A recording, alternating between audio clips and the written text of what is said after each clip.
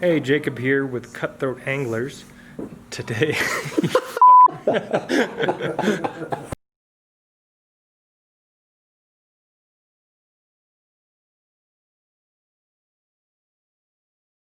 today we're going to be talking about our Tungsten Zebra Midge fly tying kit.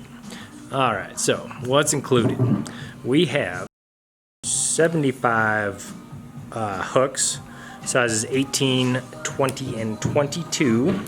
We have 80 tungsten beads, 4 different colors. Kind of your typical colors, black nickel, nickel, copper, and gold.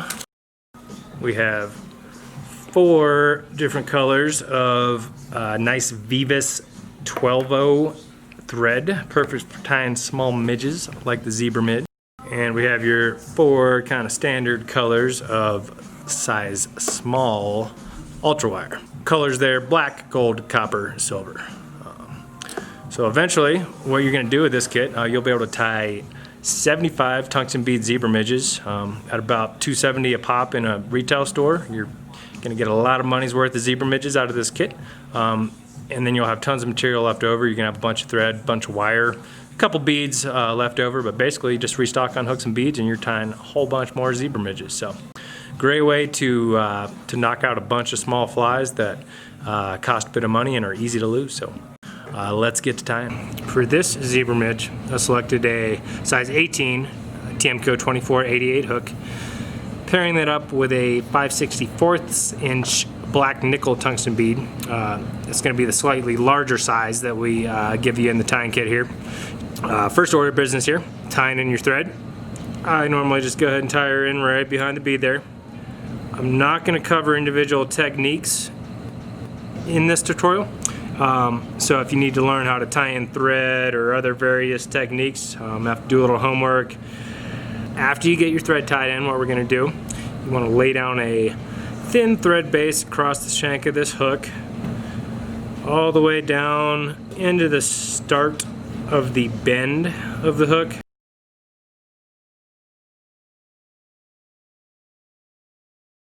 After you get that thread base laid down, next thing we're going to do, we're going to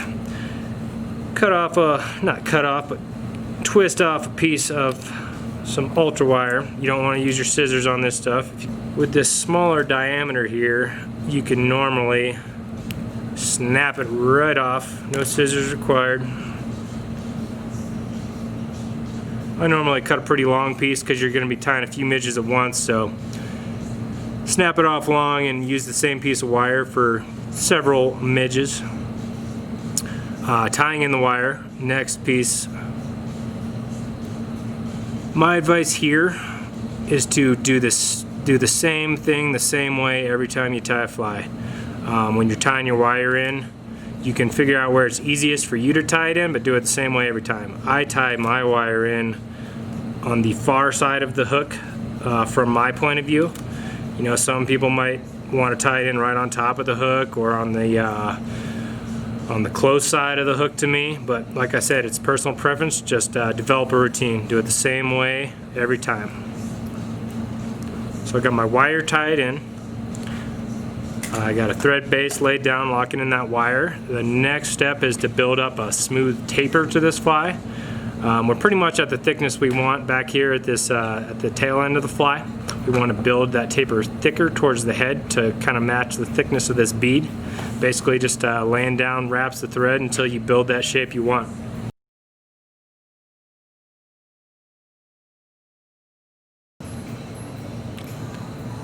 Once you have your thread taper all filled out to where you're happy with it, you want to advance the thread or leave the thread right up here behind your bead.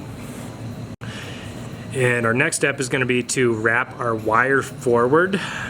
What you're trying to do here is give your midge a nice segmented look. I'm shooting for almost a little micro caddis larva on this zebra midge, so I'm gonna lay them in pretty tight and make them nice and ribbed, nice little caddis larva looking profile.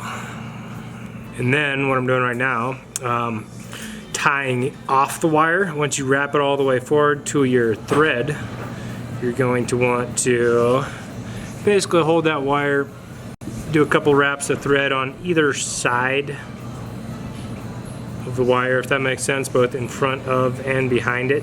That'll lock your wire right in your fly. Some people might have a pair of wire scissors laying around. I don't like to cut wire with my nice scissors. I don't recommend it. Normally with small wire like this, I'll just kind of twist it and pops off nice and easy. No scissors required at all. Final step of the zebra midge is going to be to finish it. You could use a whip finish, you could use a half hitch, whatever your preferred method is. I'm going to go ahead and whip finish. I like to put a couple whip finishes on there. I don't want this thing falling apart after I catch a fish on it. So at minimum, I'm going to whip finish about 2 times, a couple wraps in each finish.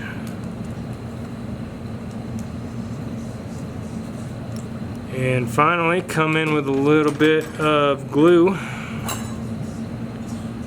and finish off the head of your midge. Since we don't have any soft tackle or anything to worry about here, I'm actually just gonna splash a little bit on the entire midge, which is gonna make the whole thing more durable and just a little bit kind of shinier, more larva looking. And there is your tungsten zebra midge. Repeat 75 times and you'll have enough midges for the winter.